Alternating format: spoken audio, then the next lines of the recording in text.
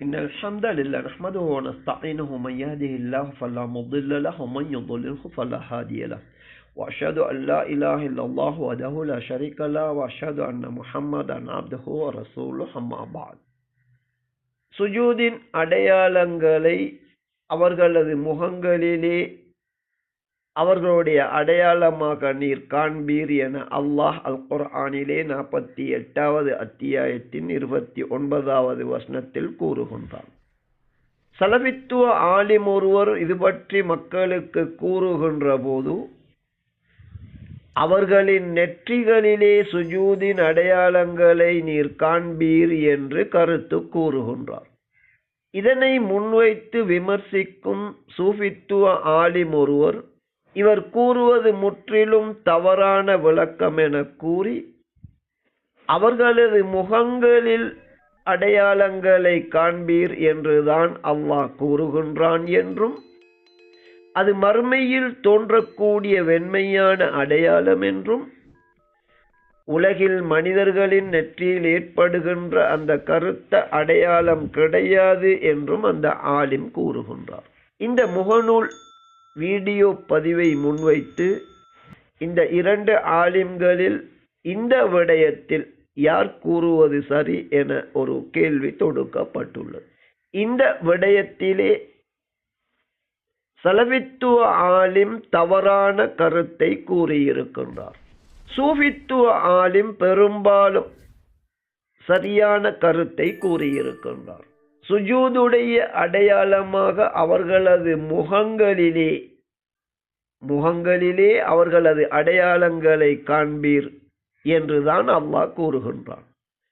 உஜூஹ் என்பது முகம் என்பதே சரியான கருத்தாகும், நெற்றி என்பது கிடையாது. சுஜூதின் அடையாளம் உலகில் தென்படுகின்ற நெற்றியிலுள்ள கருப்பு என ஆலிம் கூறுவது போன்று அந்த ஒரு விளக்கத்தை எந்த ஒரு அறிஞரும் பதிவு செய்ததாக நாமும் காணவில்லை. அதே நேரத்தில் ஹதீஸின் ஒளியிலே தொழுகை என்பது உது இல்லாமல் தொழுகை கிடையாது, உது செய்துதான் தொழ வேண்டும். எனவே சுஜூதின் அடையாளம் என்பது உதுவின் அடையாளமாக மறுமையில் பிரகாசித்துக் கொண்டிருக்கும்.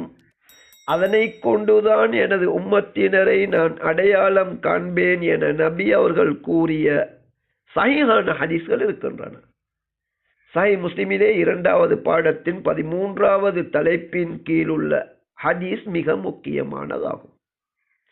இவ்வாறு உதுவின் காரணமாக உதுவின் உறுப்புக்கள் பிரகாசிப்பதை கொண்டு நபி அவர்கள் அனைவரையுமே முஸ்லிம்களாக நினைத்து விடுவார்கள்.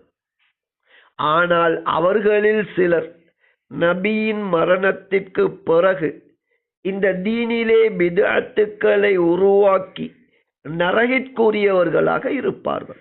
எனவே உது செய்து தொழுதிருந்தாலும் அவர்களில் சிலர் பித்அத்து செய்து நரகிற்கு செல்லுவார்கள். இது அந்த ஹதீஸிலே காணப்படுகின்றது.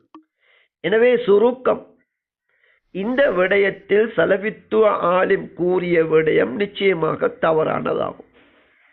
சுஜூதுடைய அடையாளம் என்பது அவர்களுடைய முகங்களிலே தென்படும் என அல்லாஹ் தெளிவாக கூறுகின்றான். உலகிலும் அது தென்படுவதற்குரிய வாய்ப்புகள் இருக்கின்றன. ஆனால் அது இப்படித்தான் என்று குர்ஆன் சுன்னாவிலே கூறப்படவில்லை.